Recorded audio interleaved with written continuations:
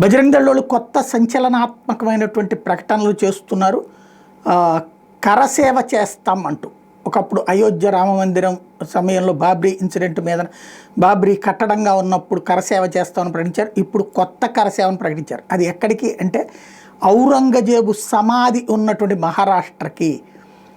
ఏదైతే భారత వ్యతిరేకి, హిందూ వ్యతిరేకి, క్రూరుడు, దుర్మార్గుడు, రాక్షసుడు, సంభాజీనగర్లో భారత విలన్ అయినటువంటి ఔరంగజేబు సమాధి ఉంది.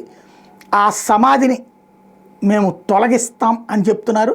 State government is requested to immediately remove tomb of Aurangzeb, otherwise will begin karseva like 1992. ఇది తక్షణం రాష్ట్ర ప్రభుత్వం ఔరంగజేబు సమాధిని తీసవతల పడేయాలి, లేదంటే మేము 92 నాటి కరసేవని బీజేపీ పాలిత రాష్ట్రమైనటువంటి మహారాష్ట్రలో చేస్తామని బజరంగ దళ్ ప్రకటించింది.